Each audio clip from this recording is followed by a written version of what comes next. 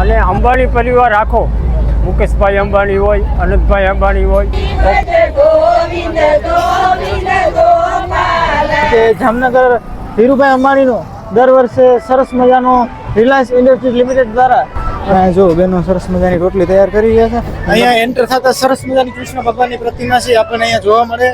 એમ કહી શકાય કે દેશી જુઓ તમે છે, સરસ મજાના રોટલા બની રહ્યા છે. સૌથી પહેલું કે સ્વચ્છતા છે એકદમ, 24 અવર્સ અમારા સફાઈ કામદારો આમાં કામ જ કરતા હોય. તો નીચે એક સરસ મજાની નેટ પથારેલી છે, બહુ સારા એવા ગાદલા અહીંયા પાથરેલા છે, નાના મોટા ચાર્જિંગના સોકેટ છે. અને બીજું તો મેં તમને જેમ કીધું જો પંખાની પણ વ્યવસ્થા સરસ. ખાસ ચણા બટેટા છે એક નંબર. જુઓ 200 થી 300 અથવા 400 જણાની લાઈન છે.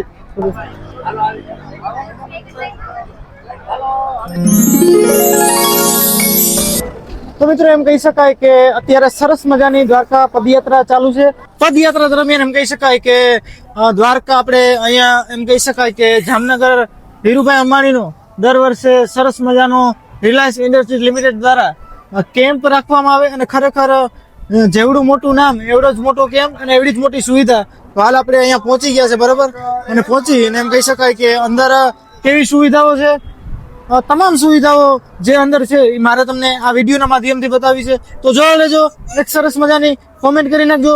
ચાલો ફટાફટ અંદર જઈએ. તો મિત્રો એમ કહી શકાય કે આપણે ગેટની અંદર એન્ટર થઈએ તો એમ કહી શકાય કે સરસ મજાની પહેલા તો અહીંયા વ્યવસ્થા બેસવા માટેની અથવા તો સુવા માટેની આ બાજુ તમે જોઈ શકો છો, ભાઈઓ માટેની વ્યવસ્થા, અને આ બાજુ બહેનો માટેની. એમ કહી શકાય કે વ્યવસ્થાની અંદર વાત કરીએ તો નીચે એક સરસ મજાની નેટ પથારેલી છે અને બહુ સારા એવા ગાદલા અહીંયા પાથરેલા છે.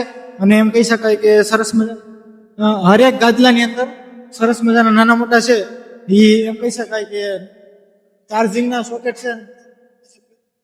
જો ખાસ મેં તમને વાત કરી એમ કે અહીંયા એન્ટર થતા સરસ મજાની કૃષ્ણ ભગવાનની પ્રતિમા છે આપણને અહીંયા જોવા મળે આવી રીતના. અને જો ઉપર આપણે નજર કરીએ તો આવી રીતના સરસ મજાનું કંઈક સુશોભન કરવામાં આવ્યું છે. અને ખાસ મિત્રો મેં તમને જેમ વાત કરી કે અંદર શું શું સુવિધાઓ છે મારે તમને આ વિડીયોના માધ્યમથી બતાવી, તમે જોઈ શકો છો. આ બાજુ પણ બેસવાની અથવા તો રહેવાની સરસ મજાની વ્યવસ્થા છે. અને અહીંયા એક સરસ મજાનો મોટો બોર્ડ માર્યો હોય, જય દ્વારકાધીશ રિલાયન્સ ઇન્ડસ્ટ્રીઝ લિમિટેડ સંચાલિત, બરાબર. અને આ બાજુ એમ કહી શકાય કે પદયાત્રી માટે મેડિકલની સુવિધા છે, જેથી કરીને કોઈ પદયાત્રી પગ દુખતા હોય, કોઈને ચક્કર આવતી હોય અથવા તો નાના મોટી જગ્યાએ પ્રોબ્લેમ હોય એના માટે સરસ મજાનો આ બાજુ અહીંયા એમ કહી શકાય કે કેમ્પ રાખવામાં આવ્યું છે. જો આવી રીતના અહીંયા બહેનો છે એ સરસ મજાની મેડિસિન આપે છે. પણ મેં તમને જેમ વાત કરી એમ કે લગભગ સરસ મજાનો કેમ્પ છે અને એની સુવિધાની વાત કરીએ તો લગભગ તમામ સુવિધાઓ છે. તો મિત્રો મેં તમને જેમ વાત કરી કે વીઆઈપી કેમ્પ હોય તો ત્યાં તમામ વસ્તુ પણ વીઆઈપી હોય. પણ તમે જોયું અત્યારે હું અહીંયા ચાલુ છે, જો આવી રીતના હું ચાલ્યો આવું, પણ જો હું અહીંયા ઉપર જઈશ તો છે જો આવી રીતના દબાઈ ગયો પગ છે, અને નીચે હાથથી પણ દબાવીને બતાવી દઉં કે ખરેખર એકદમ સરસ મજાના. એટલે નીચેથી સુવાની વ્યવસ્થા બેસ્ટ હોય તો પછી બીજી વ્યવસ્થા છે એ તો લગભગ બેસ્ટ જ હોય એવું આપણે કદાચ માની શકીએ. તો ચાલો હજી પણ જે આગળ છે એ બધું તમને બતાવું.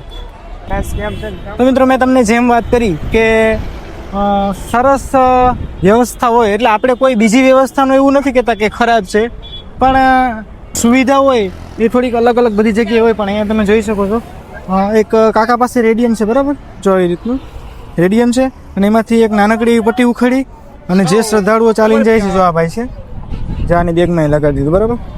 મિત્રો આ એક નાની વસ્તુ છે, જીવન રક્ષક ધાતુમાં રેડિયમને સમાવેશ કરવામાં આવી છે.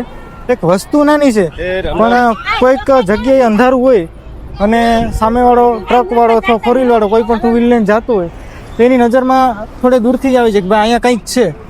ખરેખર આ લોકો કાકા અને આ જે કંઈ સેવા કેમ્પ છે એનો ખૂબ ખૂબ આભાર કે યાત્રીઓ માટે આવી સરસ મજાની વ્યવસ્થા રાખી છે.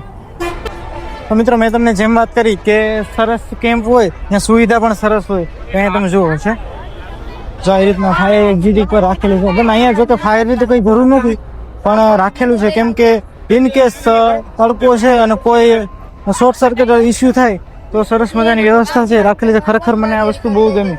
એટલા કેમ્પ શૂટ કર્યા પણ આવી વસ્તુ મેં જોઈ નથી. જુઓ તો મિત્રો આપણે અંદર આવ્યા અને અંદર આવીને તમે જોઈ શકો છો માતાઓ બહેનો છે એ મોટી માત્રામાં સરસ મજાના એકદમ કાઠિયાવાડી રીતે રોટલા, એકદમ બાજરાના રોટલા કહેવાય, તૈયાર થઈ રહ્યા છે રિલાયન્સ કેમ્પની અંદર. અને ખરેખર મને આ પ્લસ વાત લાગી કે એવડું મોટું રસોડું હોવા છતાં પણ સરસ મજાના રોટલાની અહીંયા એટલે મતલબ ચૂલાની અંદર ગેસ નહીં કોઈ બાકી આપણે ઘણી વખત રસોડામાં જતા હોય તો અલગ અલગ પ્રકારના મશીન કે ગેસ કે જે કંઈ XYZ હોય પણ અહીંયા આપણે જેમ ઘરની જેમ જ એમ કહી શકાય કે દેશી જુઓ તમે છે સરસ મજાના રોટલા બની રહ્યા છે જામ છે બધી મિત્રો એમ કહી શકાય કે આપણે રસોડાની અંદર જેમ જેમ આગળ જઈએ તેમ તેમાં અલગ અલગ પ્રકારની સુવિધા અને અલગ અલગ પ્રકારની રસોઈ અત્યારે લગભગ સાંજનો ટાઈમ છે અને 8 જેવું થયું છે તો અહીંયા તમે જોઈ શકો છો બેન કહી શકાય કે ગરમા ગરમ કઢી તૈયાર થઈ રહી છે કઢી એમ છે કે મોટી માત્રામાં છે અને હાલ અહીંયા બેનો દ્વારા આપણે આગળ રોટલા છે અને અહીંયા બેનો દ્વારા સરસ મજાની ગરમા ગરમ રોટલી તૈયાર કરવામાં આવે છે અને એકદમ જો અહીંયા છે ઘી ચોપડી અને સ્ટોક કરવામાં આવી રહી છે એકદમ ઘણી બધી માતાઓ બહેનો છે સરસ મજાનું કામ કરી રહ્યા છે અને આ બાજુ અહીંયા સરસ મજાનો લોટ બાંધવાની પણ તૈયાર છે આની અંદર શું છે ભાઈ ફ્રેન્ડ્સ આની અંદર તમે જોઈ શકો છો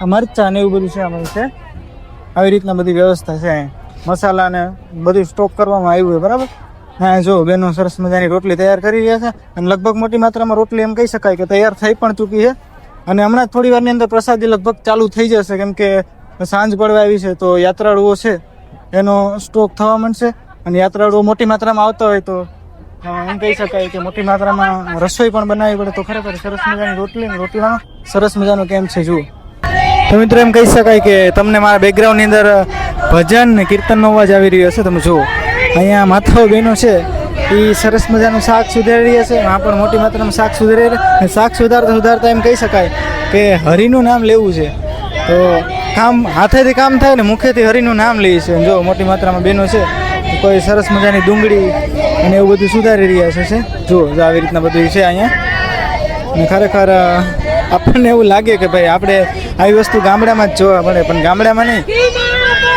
જોયું જાવે ભાઈ ભાઈ જો આવી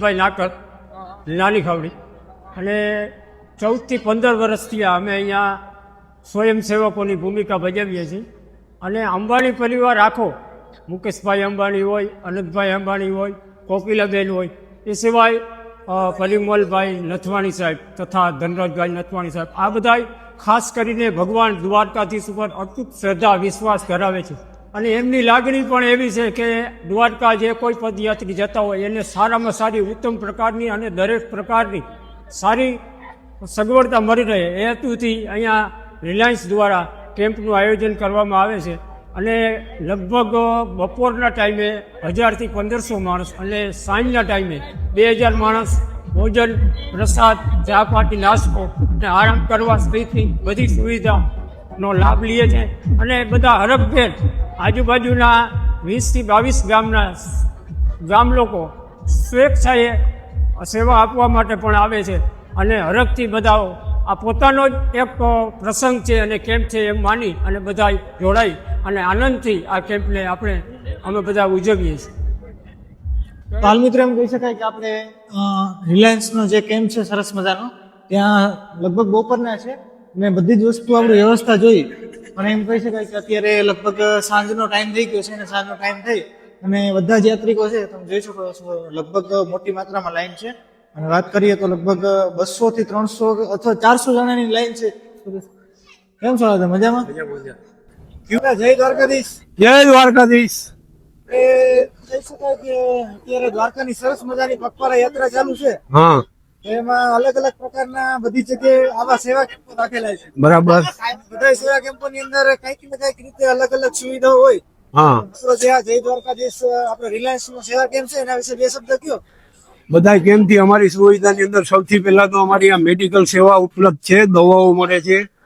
પછી જે કોઈ ચાલીને આવતા હોય એના પગમાં સોજા ને એવું આવે એના માટે ફિઝિયો પણ કરે છે ત્યાં એવા મશીન રાખેલા છે દવાઓ આપે એમ્બ્યુલન્સની વ્યવસ્થા છે સૌથી પહેલું કે સ્વચ્છતા છે એકદમ 24 અવર્સ અમારા સફાઈ કામદારો આમાં કામ જ કરતા હોય છે ને છેલ્લા 15 વર્ષથી આ કેમ્પ કાર્યરત છે બરાબર આની અંદર જમવાની વ્યવસ્થા રોજના 7 થી 8000 માણસો પ્રસાદ લે છે અને 24 કલાક ગાંઠિયા અને ચાની નાસ્તો ચાલુ જ રહે છે બરાબર અને બધું જે પીવા માટેનું પાણી છે બધું બિસ્લેરી પાણી યુઝ કરવામાં આવે છે બરાબર અને સ્ત્રી અને પુરુષો માટે અલગ યુનિયન રાખેલું છે, અલગ અલગ એની વ્યવસ્થા કરેલ છે.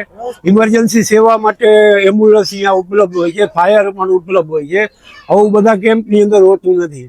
અને સ્વાદિષ્ટ અને સારો આહાર અહીંયા આપવામાં આવે છે.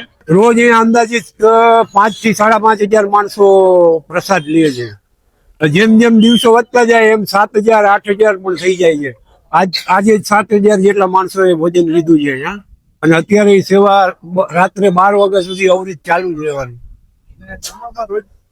મેનુમાં રોજનું ચેન્જીસ હોય છે, રોજ અલગ હોય છે. દાળ ભાત શાક, રોટલી છાશ, સંભારો, સાંજે ખીચડી કઢી, રોટલા બાજરાના રોટલા, શાક છાશ એવું હોય છે. અને શાકમાં રોજ ચેન્જીસ થતું હોય છે. તો કેમ શરૂ થાય એના અગાઉ કેટલા દિવસોની આ તૈયારી કરવી પડે? અમે આ અગાઉ આ કેમ્પની 10 દિવસ પહેલા તૈયારી કરે છે, કેમ કે કંપની રિલાયન્સ સંચાલિત આ કેમ્પ છે, એટલે એ લોકો તૈયારી કરે છે 10 દિવસ પહેલા. અને આ બધું કંપની જ કરે છે. અમે લોકો આજુબાજુના ગામવાળાઓ બધા સેવા આપીએ છીએ. આભાર. જય દ્વારકા. જય દ્વારકાધીશ.